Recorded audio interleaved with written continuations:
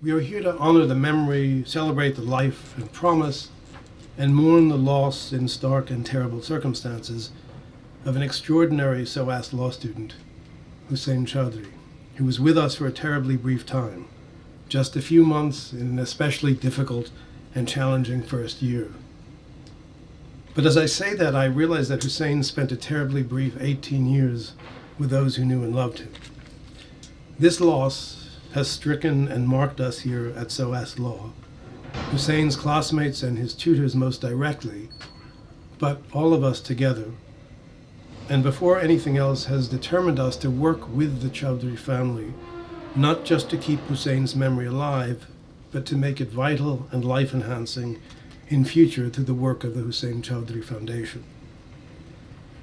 I want to offer some words on the subject of family, both because I came to know Hussain only through his family after the tragedy which ended his life, and because the Chaudhry family has been a devoted part of the SOAS family for years.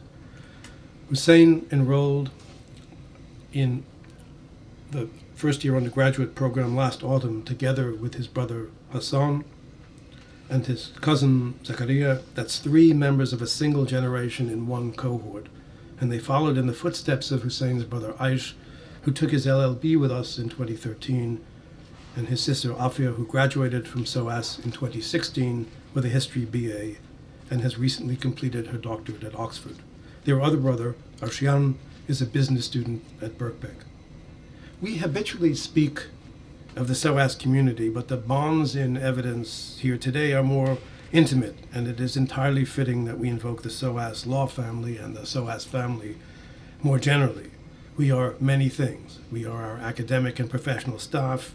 We are our security and our cleaning staff. We are our friends. That's all of the people who work here at SOAS. We are also all of our friends and readers and interlocutors and constituents in the scholarly and policy and public worlds. But we, in a very special sense, are our students, those whom we teach and train and foster directly. And behind each and every one of our students stands a family nurturing and supporting and accompanying them, of whatever shape, size, nature, or configuration, whether living or remembered.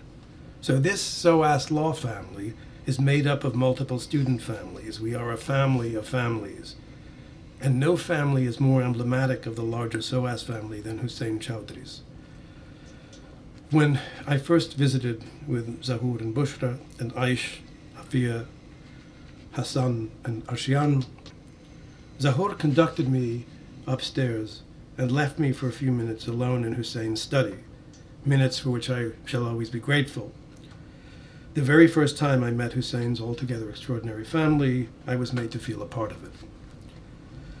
I looked at the carefully arranged law books, the folders, everything orderly and neat, and the calendar with tutorials and exam dates and submission deadlines all carefully marked out. It was enough to break any heart, but especially that of a father with a son close in age to Hussain. I, alas, had had no direct dealings with Hussain, but I felt his presence and his life force powerfully at that moment. And it struck me that what Hussain brought to his recently commenced law studies was not just study skills. He possessed those in abundance, and was clearly way out in front of his tutors and their efforts to inculcate those skills in our entering students, crucial as those skills are to meeting the challenges of cases and holdings and the arcana of a first-year law program. Hussain brought something else as well, an ethic really, a spirit and a drive. And those we here at SOAS can't well inculcate. They are just native to certain temperaments and reflective of a very particular upbringing. And it struck me that the gift Hussain had brought to SOAS was the gift of his family, and his milieu, and his community, and his tradition, about which I will say more in a moment. And what was everywhere in Hussain's tidy little room was seriousness of purpose, something distinct from ambition or aspiration or career focus. Here, I thought, was someone who already appreciated the looming special burdens of the legal profession, one in which the words one chooses and the arguments one makes and the care and zeal and concern one manifests all carry great consequences for lives and livelihoods, for rights and redress. That's advocacy. That's what it means to represent clients and claimants and respondents, the wronged and the wrongdoers all alike. and Hussain was very clearly ready to assume those burdens, which makes the ironies all the crueler and harder to bear. I just spoke about Hussain's family and tradition and community, and I think it's vitally important that we pay them particular honor and esteem today. Hussain comes from Walthamstow, and his having grown up as he did in a loving and supportive and humane Muslim environment made all the difference. Although the law school proudly welcomes students from all latitudes and all shires, Hussain represents, in a way, our geographic and demographic heartland, the London postcodes closest to our campus, and the British Asian communities which have supplied so many of our LLB students over the years.